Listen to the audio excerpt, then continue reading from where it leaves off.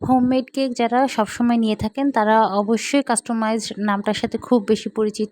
আর customised মানেই হচ্ছে total একটা বিলের সাথে এক্সট্রা আরও কিছু টাকা যুক্ত হবে। এই টাকাটা কেন যুক্ত হবে, যুক্ত হওয়ার কারণটা কি, আজকের ভিডিওটা এই বিষয়টা নিয়েই, পুরো ভিডিওটা না টেনে দেখবেন। এই কেকটা ছিল 1 পাউন্ডের ভেতরে ভ্যানিলা ফ্লেভারের সেমি ফন্ডেন্টের একটা কাস্টমাইজড কেক। বেসিক কেকটার দামের সাথে আরও প্রায় 200 টাকা এক্সট্রা চার্জ নেওয়া হয়েছিল। কেন নেওয়া হয়েছিল চলুন জেনে নেওয়া যায়। এখানে আমি যে ফন্ডেন্টগুলো ইউজ করছিলাম তার হচ্ছে একটা ওয়েট তা আপনাদের সাথে শেয়ার করছিলাম। প্রথমে ছিল 25 গ্রাম, তারপরে ছিল 4 গ্রাম, এবার হচ্ছে 31 গ্রাম। এখানে টোটাল আমি 60 গ্রামের মতো ফন্ডেন্ট ইউজ করেছিলাম, যার বর্তমান বাজার মূল্য হচ্ছে প্রায় 100 টাকা। এরপর ফন্ডেন্টের উপরে যে কালিটা দিয়ে আমি লিখেছিলাম এটা হচ্ছে এডিবল পেন।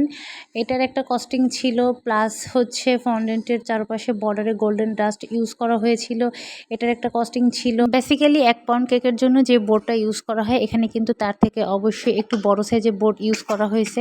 আর যখনই আমরা একটা বড় সাইজের বোর্ড নিব, বোর্ড বাবদ কিছু টাকা দাম বাড়বে। আর বোর্ড যেহেতু বড়, আমাদের বক্সটাও বড় লাগবে।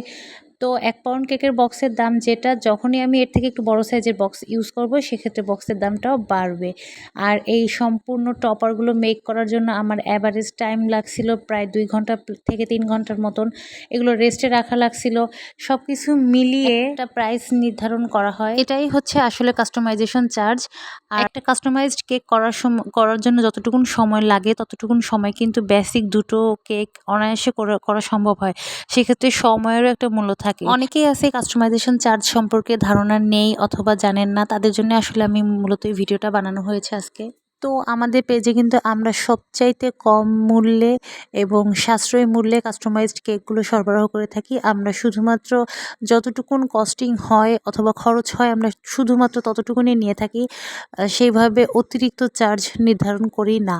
আপনারা যারা বিভিন্ন ফন্ডেন্টের অথবা বিভিন্ন কাস্টমাইজড কেকগুলো অর্ডার করতে চান তারা নির্দ্বিধায় নিশ্চিন্তে আমাদের পেজে অর্ডার করতে পারেন। আর ভিডিওটা ভালো লাগলে অবশ্যই একটু শেয়ার করবেন। যারা নতুন তারা একটা ফলো দিয়ে দেবেন প্লিজ। আর যারা আগে থেকে ফলো দিয়ে রেখেছেন তাদেরকে অসংখ্য ধন্যবাদ। কেকটার মধ্যে আমি ফন্ডেন্ট ইউজ করেছি, আর হচ্ছে নিচে আপনারা দেখেছেন ভিডিওতে একটা রিবন ইউজ করা হয়েছে। তো রিবনটা আসলে এক্সট্রা খাওয়ার সময় কেকটা খুলে ফেলতে হবে। এটা জাস্ট কেকের সৌন্দর্যের জন্য ব্যবহার করা হয়েছে। কেকটা কেমন লেগেছে আপনাদের কাছে অবশ্যই কমেন্টের মাধ্যমে জানাবেন। আর হ্যাঁ, কেকটা কিন্তু আমার কাস্টমার আপু ড্রয়িং করে দিয়েছিল। এটা কোনো রেফারেন্স পিকচারের কেক না। উনি হচ্ছে কাগজ কলমে ওনার মনের মতন করে আঁকিয়ে দিয়েছিলেন, আর আমি সেভাবেই কাজটা ওনাকে করে দিয়েছি। আলহামদুলিল্লাহ ওনার কেকটা অনেক বেশি পছন্দ হয়েছিল। আর আপু ছিল আমার অনেকবারের রিপিট কাস্টমার আলহামদুলিল্লাহ। কেকের চারপাশে বর্ডার লাইনে আমি হচ্ছে গোল্ডেন ফয়েল পেপারটা ইউজ করেছি, যেটা এডিবল খাওয়া যাবে। তো এই হচ্ছে কেকের ফাইনাল আউটকাম। আপনাদের কার কাছে কেমন লেগেছে অবশ্যই কমেন্টের মাধ্যমে জানাবেন।